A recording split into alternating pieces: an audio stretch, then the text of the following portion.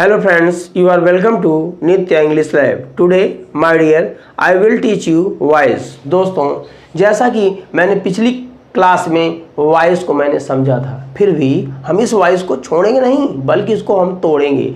हम सबसे पहले वॉइस के रूप को पहचानेंगे, जिससे हम जब एक्टिव का नाम लें तो हम एक्टिव के दृश्य को समझ लें, और जब हम पैसिव का नाम लें तो हम पैसिव के दृश्य को समझ लें। कहने का मतलब, जब मैं हाथी कहूँ आप तब हाथी समझें, जब मैं चूहा कहूँ तो आप चूहा समझें। कहने का मतलब, अब मैं जब हाथी का नाम लूँ तो आप चूहा ना बना दें, अर्थात जब मैं चूहा कहूँ तो अब हाथी आप ना बना दें। अर्थात जिस प्रकार से आप हाथी के दृश्य को समझते हैं और एक चूहे के दृश्य को समझते हैं, ठीक उसी प्रकार से हमें एक्टिव वॉइस के स्ट्रक्चर को या एक्टिव वॉइस के दृश्य को हमें समझना चाहिए और पैसिव वॉइस के दृश्य को समझना चाहिए। उसी प्रकार आओ हम एक्टिव और पैसिव के दृश्य को समझते हैं। अब वॉइस, माय डियर, वॉइस के दो रूप होते हैं, एक एक्टिव वॉइस होता है और दूसरा पैसिव वॉइस होता है। अब एक्टिव वॉइस क्या होता है? एक्टिव वॉइस क्रिया का वह रूप होता है जिसमें कर्ता की प्रधानता होती है, अर्थात यह वाक्य कर्ता, जो वाक्य कर्ता से प्रारंभ होता है, अर्थात जिसमें सबसे पहला नाम जिसका आता है वही कर्ता होता है, अर्थात उस वाक्य में उसकी ही प्रधानता होती है। ठीक उसी प्रकार से जो पैसिव वॉइस का वाक्य होता है उसमें क्रिया का वह रूप जिसमें कर्म प्रधान हो। कहने का, क्रिया का वह रूप जिसमें कर्म प्रधान हो, अर्थात वह वाक्य ऑब्जेक्ट से शुरू हो, कार्य से शुरू हो, तो उसे हम पैसिव वॉइस कहते हैं। तो कहने का मतलब होता है कि पैसिव वॉइस का सेंटेंस जो होता है वह हमेशा ऑब्जेक्ट से शुरू होता है, कर्म से शुरू होता है। तो ठीक है, उसी को हम सेंटेंस के एक माध्यम से समझते हैं। जैसे मैंने लिखा शी हेल्प्ड मी, हमने लिखा शी हेल्प्ड मी। अब इसी का मैंने पैसिव वॉइस बना दिया तो क्या हो जाएगा? I was helped by her. कहने का मतलब होता है कि आपका ये एक्टिव वॉइस सेंटेंस हो गया, ये आपका पैसिव वॉइस सेंटेंस हो गया। अब इसी को हम, इस एक्टिव और पैसिव को हम एक स्ट्रक्चर के माध्यम से देखते हैं। तो कहने का मतलब होता है कि जैसे आप देख रहे हैं, ये आपका एक्टिव वॉइस है, ये आपका पैसिव वॉइस है। अब एक्टिव वॉइस समझो जरा सा। एक्टिव वॉइस में मैंने एक सेंटेंस लिखा है, हरी रीड्स ए बुक। आप साफ साफ देख सकते हैं, हरी रीड्स ए बुक।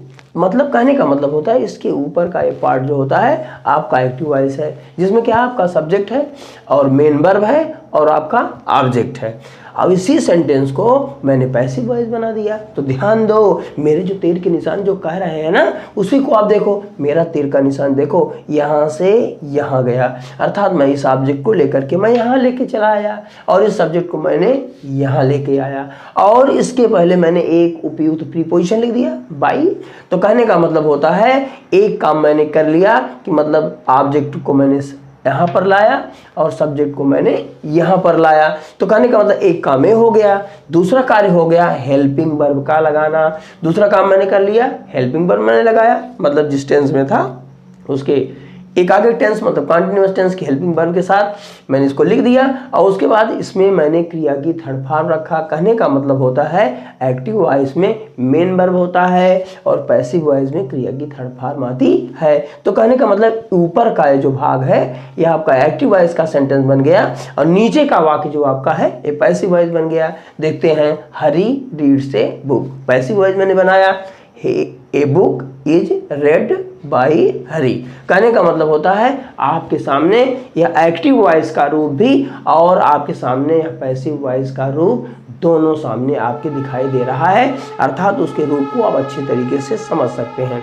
तो ध्यान दीजिए, हम कुछ सेंटेंस को जैसे समझते हैं। जैसे मैंने लिखा, जैसे मैंने एक सेंटेंस लिखा, रमेश,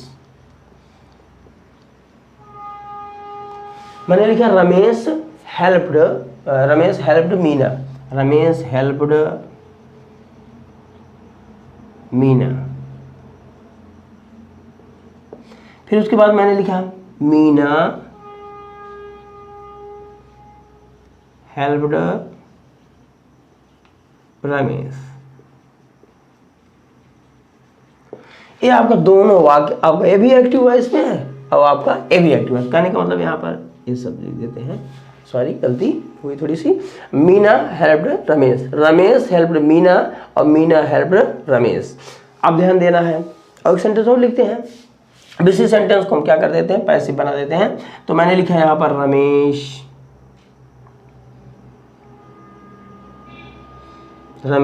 उसके बाद मैंने लिखा वाज, उसके बाद मैंने लिखा हेल्प्ड, उसके बाद मैंने लिखा बाई मीना।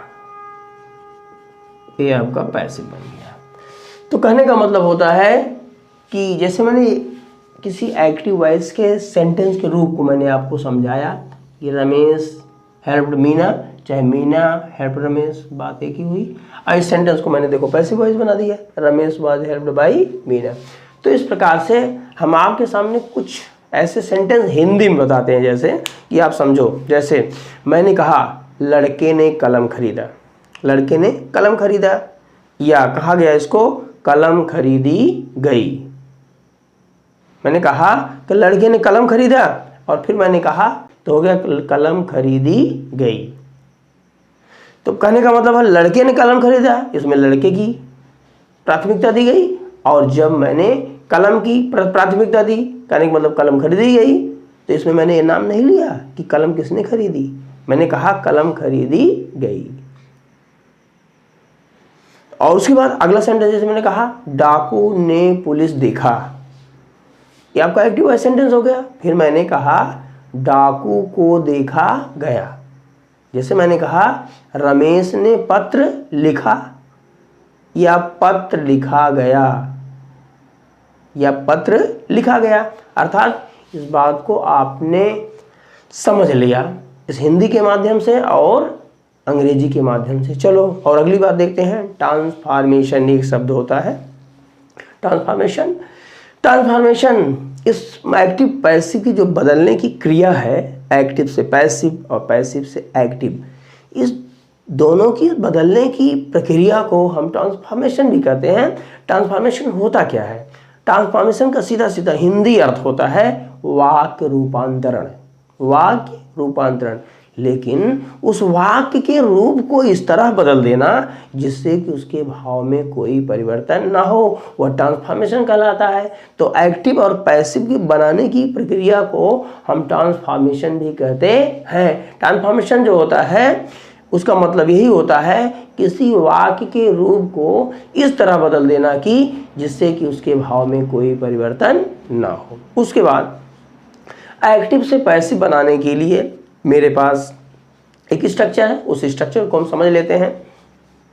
जैसे एक्टिव से पैसिव वॉइस हम जब बनाते हैं, एक्टिव से पैसिव जब बनाते हैं तो सबसे पहले जो स्ट्रक्चर होता है वह होता है, सबसे पहले हम जैसे मैंने लिख दिया यहाँ पर, जैसे मैंने लिख दिया सब्जेक्ट, हमने क्या लिख दिया सब्जेक्ट। सब्जेक्ट के बाद मैंने क्या लिख दिया हेल्पिंग वर्ब, हेल्पिंग वर्ब मैंने लिख दिया। उसके बाद मैंने लिख दिया मेन वर्ब,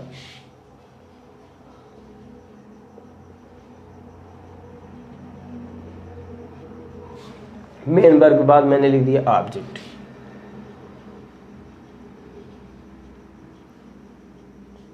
अब ध्यान दीजिए, जब इसी सेंटेंस को हम पैसिव वॉइस में बदलते हैं तो हम सबसे पहले क्या करते हैं, इस ऑब्जेक्ट को क्या करते हैं, हम यहाँ लाते हैं। इस ऑब्जेक्ट को यहाँ लिखते हैं, सबसे पहले हम लिखते हैं ऑब्जेक्ट। पहली क्रिया होती है कि हम ऑब्जेक्ट को यहाँ लाते हैं, सब्जेक्ट को यहाँ लाते हैं, सब्जेक्ट को हम क्या लाते हैं, यहाँ लाते हैं। पहला काम आपका ये हो गया, मैंने ऑब्जेक्ट को यहाँ लाया और सब्जेक्ट को यहाँ, एक काम मेरा हो गया। दूसरा काम, उसके बाद ऑब्जेक्ट के बाद हम हेल्पिंग वर्ब लाते हैं, हेल्पिंग वर्ब लाते हैं, हेल्पिंग वर्ब लाते हैं। मेरी बात ध्यान दीजिएगा, हेल्पिंग वर्ब क्या होता है, टेंस के अनुसार ना, मतलब टेंस के अनुसार परिवर्तित करके, टेंस के अनुसार, मतलब जैसे मैंने लिखा, जैसे टेंस के अनुसार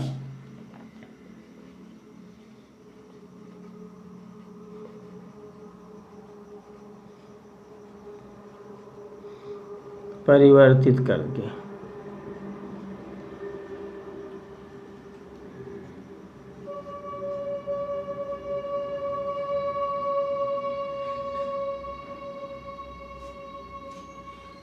टेंस के अनुसार परिवर्तित करके। अब उसके बाद हम क्या करते हैं, हम वर्ब की थर्ड फॉर्म लाते हैं। क्या लाते हैं, वर्ब की थर्ड फॉर्म। हम क्या लाते हैं, वर्ब की थर्ड फॉर्म। उसके बाद बाई, उसके बाद सब्जेक्ट। ध्यान दीजिएगा, बाई जो है यह एक उपयुक्त प्रीपोजिशन है, खास करके जब यहां पर सब्जेक्ट कोई पर्सन हो या लिविंग हो, कोई यहां पर पर्सन हो या कोई लिविंग हो, तो हम किसका प्रयोग करते हैं, बाई का प्रयोग। तब हम बाई प्रीपोजिशन ही लगाते हैं। दिमाग में रख लीजिए, मेरी बात ध्यान दीजिएगा। जब यहां सब्जेक्ट का स्थान पर कोई पर्सन होता है माय डियर, या लिविंग होता है, लिविंग व्यक्ति होता है, या कोई पर्सन होता है, तो वहां पर हम ध्यान देने की बात है कि हम वहां पर बाई शब्द का ही प्रयोग करते हैं। लेकिन ध्यान देना है, लेकिन जब यहीं पर कोई इंस्ट्रूमेंट्स आता है, या tools means my dear instruments आता है, तो यहाँ बाई के स्थान पर हम विद का प्रयोग करते हैं। किसका प्रयोग करते हैं, विद का प्रयोग करते हैं।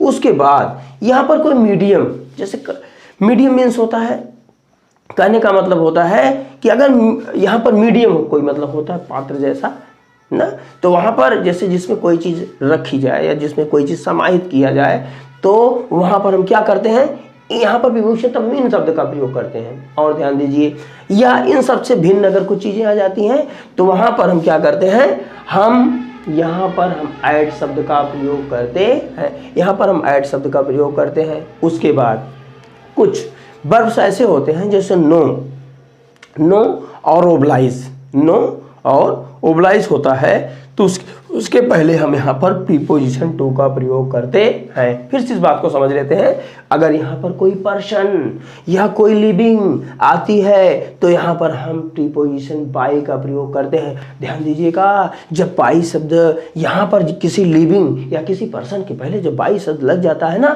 तो ये एजेंट हो जाता है। एजेंट मतलब जो कैरी का काम करता है, कहने का मतलब होता है जो साधन होता है उसे हम एजेंट कहते हैं। तो तब जैसे ही बाई शब्द किसी नाउन के पहले यहाँ पर जब बाई लग जाता है, तो वो क्या होता है, एजेंट का रूप, ये एजेंट का रूप धारण कर लेता है। क्या, एजेंट। मतलब कहने का मतलब होता है कि अगर सब्जेक्ट पहले जैसे बाई प्रीपोजिशन जुड़ता है, तो हम इसको एजेंट का नाम देते हैं, जो एक साधन हो जाता है।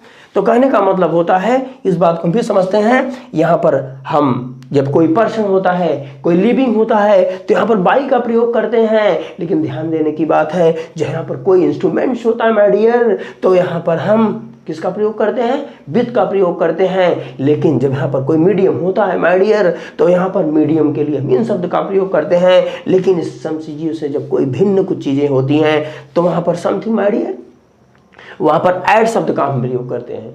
उसके बाद अगर ध्यान दीजिएगा, यहाँ पर कुछ विशेष शब्द वर्ब जैसे आ जाते हैं, जैसे नो और ओब्लाइज के पहले हम टू शब्द का प्रयोग करते हैं। ध्यान देना है, जब इसको हम प्रीपोजिशन के पार्ट में जब इन सारी चीज़ों को हम पढ़ेंगे, तो इस पर हम बेहतर और अच्छा प्रकाश डालेंगे, जिससे इन चीज़ों को अच्छी तरीके से हम समझ सकते हैं। तो ध्यान देना है कि हमने इस बात को समझा कि ध्यान देना है कि यह आपका एक्टिव वॉइस का स्ट्रक्चर है, सब्जेक्ट प्लस हेल्पिंग वर्ब, उसके बाद मेन वर्ब, उसके बाद ऑब्जेक्ट। फिर उसके बाद जो पैसिव वॉइस स्ट्रक्चर क्या होता है, मैंने इसको ऑब्जेक्ट यहाँ लाया, उसके बाद हेल्पिंग वर्ब रखा, उसके बाद मैंने क्रिया की थर्ड फॉर्म रखी, उसके बाद मैंने बाई लगाया, उसके बाद मैंने सब्जेक्ट लगाया। यहाँ पर जो हेल्पिंग वर्ब लिखी जाती है, टेंस के अनुसार परिवर्तित करके यहाँ पर ही लिखा जाता है। तो कहने का मतलब इस चीज़ को मैं इस तरीके से समझ गया। अब ध्यान देते हैं,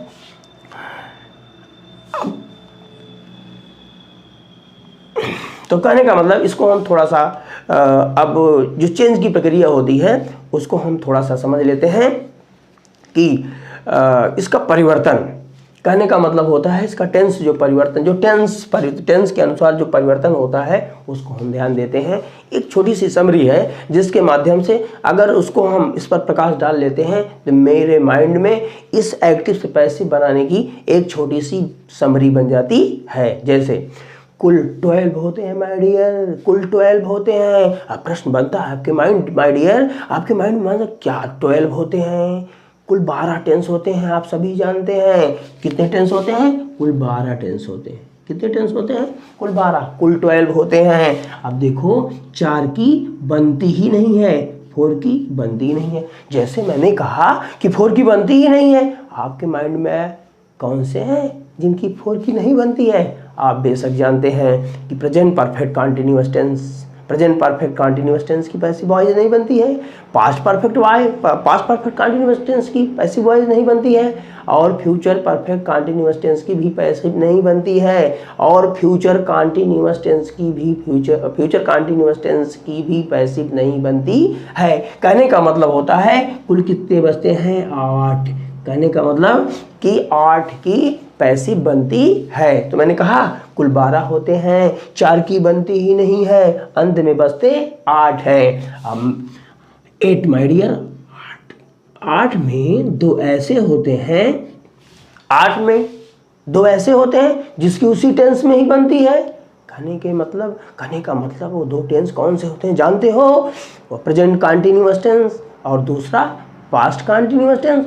एक कंटीन्यूअस टेंस को तो मैंने पहले ही बाहर निकाल दिया है, तो बचे 2 कंटीन्यूअस टेंस। कौन? एक प्रेजेंट कंटीन्यूअस टेंस और दूसरा पास्ट कंटीन्यूअस टेंस। तो वो यहाँ 6 बचते हैं, 8 में से 2 माइनस हुआ तो इसमें कितना आया? 6, मतलब 6 आया। तो कहने का मतलब होता है अंत में 6 में 3 ऐसे होते हैं कि वो तीनों इंडेफिनिट होते हैं। 6 में या 6 में 3 ऐसे होते हैं कि 3 इंडेफिनिट होते हैं, प्रेजेंट इंडेफिनिट, पास्ट इंडेफिनिट और फ्यूचर इंडेफिनिट। कहने का मतलब होता है जब प्रेजेंट इंडेफिनिट होता है तो उसका हम प्रेजेंट कंटीन्यूअस सहायक क्रिया लगाते हैं, पास्ट इंडेफिनिट टेंस होता है पास्ट कंटीन्यूअस सहायक क्रिया लगाते हैं, फ्यूचर इंडेफिनिट होता है तो हम फ्यूचर कंटीन्यूअस टेंस की सहायक क्रिया लगाते हैं। तो कहने का मतलब होता है अंत में बचते 3 है, और वो 3 अंत में बचते कितने हैं? 3 या 3। 3 में से 3 निकाले, अंत में बचे 0। और तीनों जो होते हैं वो तीनों कौन होते हैं? वो तीनों परफेक्ट होते हैं, प्रेजेंट परफेक्ट, पास्ट परफेक्ट और फ्यूचर परफेक्ट। कौन कौन? प्रेजेंट परफेक्ट, पास्ट परफेक्ट और फ्यूचर परफेक्ट। अब ध्यान दीजिए, जब प्रेजेंट परफेक्ट होते हैं तब भी अगले टेंस सहायक क्रिया क्या लगती है? बीन। मतलब प्रेजेंट परफेक्ट कंटीन्यूअस सहायक क्रिया क्या लगती है? बीन। और पास्ट परफेक्ट होते हैं तब भी पास्ट परफेक्ट की कंटीन्यूअस सहायक क्रिया क्या लगती है? बीन लगती है। फ्यूचर परफेक्ट होते हैं तब भी फ्यूचर परफेक्ट कंटीन्यूअस टेंस की सहायक क्रिया बीन ही लगती है। तो सबसे पहले हम देख लेते हैं, मैंने कहा कुल 12 होते हैं, 4 की बनती ही नहीं है, अंत में बचते 8 हैं। 8 में 2 ऐसे होते हैं कि दोनों कंटीन्यूअस टेंस होते हैं, और 2 कंटीन्यूअस टेंस होते हैं, अंत में बचते 6 हैं। 6 में 3 ऐसे होते हैं कि तीनों इंडेफिनिट होते हैं, अंत में बचते 3 हैं। अंत में जो 3 बचते हैं वो तीनों परफेक्ट होते हैं। तो ध्यान देना है, जो 8 में से 2 ऐसे होते हैं जो कंटीन्यूअस टेंस होते हैं, वो दोनों कंटीन्यूअस टेंस का प्रेजेंट कंटीन्यूअस रहता है। तो प्रेजेंट कंटीन्यूअस हेल्पिंग वर्ब्स क्या होती है? इज, एम और आर। कहने का मतलब जब वाक्य में, आपके वाक्य में इज, एम, आर अगर पहले से आपके वाक्य में आया हुआ है तो जब उसकी पैसिव वॉइस बनाते हैं तो उसमें अगले टेंस सहायक क्रिया क्या लगती है? बीइंग। क्या लगती है? बीइंग। इसको याद रखेंगे। और दूसरी टेंस क्या है? Past continuous tense. Past continuous tense रहेगा तो वहाँ पर क्या रहेगा? वाज, और उसके बाद आपका वर। कहने का मतलब होता है इसमें भी बीइंग लगेगा। कहने का मतलब होता है ये टेंस में आपके 5 हेल्पिंग वर्ब हैं जिसके साथ हम बीइंग लगाते हैं। ये आपका हो गया।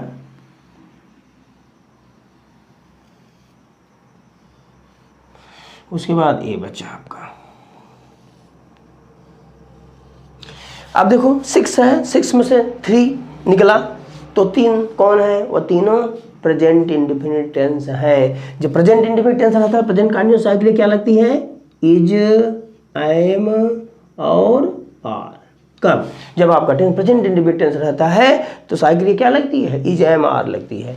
अगर आपका टेंस पास्ट इंडेफिनिट टेंस रहता है तो पास्ट कंटीन्यूअस साइकिल क्या लगती है, वाज और वेयर।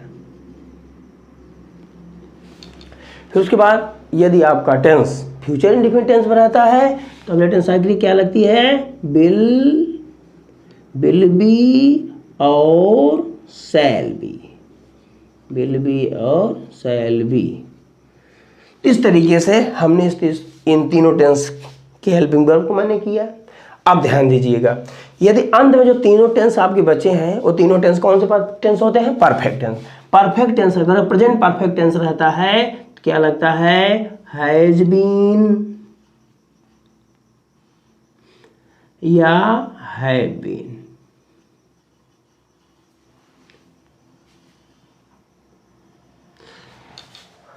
प्रेजेंट परफेक्ट टेंस रहता है तो हैज बीन या हैव बीन लगता है। जब पास्ट परफेक्ट रहता है तो क्या लगता है, हैड बीन।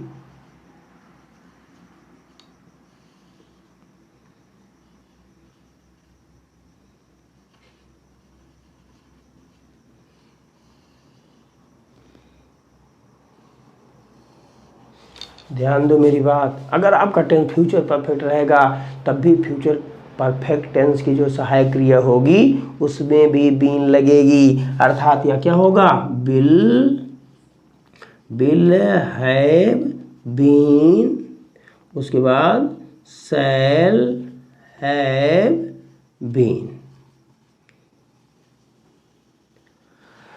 अब एक्टिव से पैसिव बनाने की एक छोटी सी समरी आपके माइंड में बन गई। आप पहले से क्लियर हो गए, आपके माइंड में बात भी बन गई कि कुल 12 होते हैं, 4 की बनती ही नहीं है, अंत में बचते 8 हैं, 8 में 2 ऐसे होते हैं जिसकी उसी टेंस में बनती है, अंत में बचते 6 हैं, 6 में 3 ऐसे होते हैं कि तीनों इंडेफिनिट होते हैं जिसकी कंटिन्यूअस टेंस की सहायक क्रियाओं को कंटिन्यूअस की सहायक क्रियाओं से कंटिन्यूअस टेंस की हेल्पिंग वर्ब के साथ उसको हम बनाते हैं उसकी पैसिव वॉइस। और अंत में जब बचते हैं तीनों परफेक्ट, तो अगर प्रेजेंट परफेक्ट रहता है तब भी बीन लगता है, पास्ट परफेक्ट रहता है तब भी बीन लगता है, और फ्यूचर परफेक्ट रहता है तो तब भी बीन लगता है। कहने का मतलब होता है कि यह चीज़ अगर आपके माइंड में पहले से सेव रहता है कि हेल्पिंग वर्ब, कहने का मतलब होता है कि इज, एम, आर के साथ अगर आपके टेंस एक्टिव वाइज सेंटेंस में भैया सबसे पहले अगर पहले से इज, एम, आर आया हुआ है हेल्पिंग वर्ब के रूप में तो उसमें भैया हम बीइंग लगाएंगे।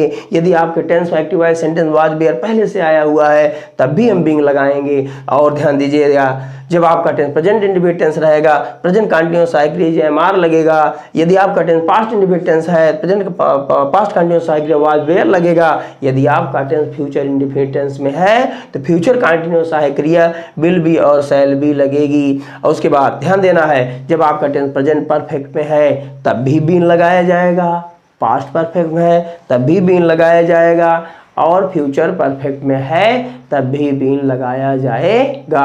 कहने का मतलब होता है एक्टिव से पैसिव बनाने की एक जो प्रोसेस होता है, एक प्रक्रिया होती है, उसको हम अच्छी तरह से समझ गए। और ध्यान देना है, ये सब सारी बातें अगर तुम्हारे माइंड में पूरी तरीके से अच्छे से फीड हो जाएगी तो हमें एक्टिव से पैसिव बनाने में कोई दिक्कत नहीं होगी। तो कहने का मतलब है, एक बार फिर से हम देख लेते हैं समरी को। कुल 12 होते हैं, 4 की बनती ही नहीं है, अंत में बचते 8 हैं। 8 में भैया 2 ऐसे होते हैं जो कंटिन्यूअस टेंस में होते हैं। जब कंटिन्यूअस टेंस में होते हैं तो उसमें बीइंग शब्द लगाया जाता है। अंत में बचते 6 हैं। 6 में 3 ऐसे होते हैं कि तीनों भैया इंडेफिनिट होते हैं। जब प्रेजेंट इंडेफिनिट टेंस होता है तो प्रेजेंट कंटिन्यूअस सहायक क्रिया एम लगती है। जब पास्ट इंडेफिनिट टेंस होता है तो पास्ट कंटिन्यूअस सहायक क्रिया वाज वेयर लगती है। और जब भैया फ्यूचर इंडेफिनिट टेंस होता है तो फ्यूचर कंटिन्यूअस सहायक क्रिया विल बी और शैल बी लगती है। और ध्यान देना है। जब आपका टेंस पहले से परफेक्ट प्रेजेंट परफेक्ट में रहता है तब भी बीन, पास्ट परफेक्ट रहता है तब भी बीन, फ्यूचर परफेक्ट रहता है तब भी बीन ही लगाया जाता है। इस प्रकार से हम एक्टिव से पैसिव बनाने के एक प्रोसेस को हम अच्छे तरीके से समझ गए हैं और हम इस वीडियो के बाद अगले वीडियो में हम क्रम से एक्टिव से पैसिव बनाने की सारी प्रक्रिया को अच्छी तरीके से समझते हुए और करते हुए चलेंगे और सीखते हुए चलेंगे। तो माय डियर दोस्तों, यह वीडियो आपको कैसा लगा? अगर आपको यह वीडियो अच्छा लगा हो तो आप इसे ज़्यादा से ज़्यादा शेयर और सब्सक्राइब करें। थैंक यू, धन्यवाद।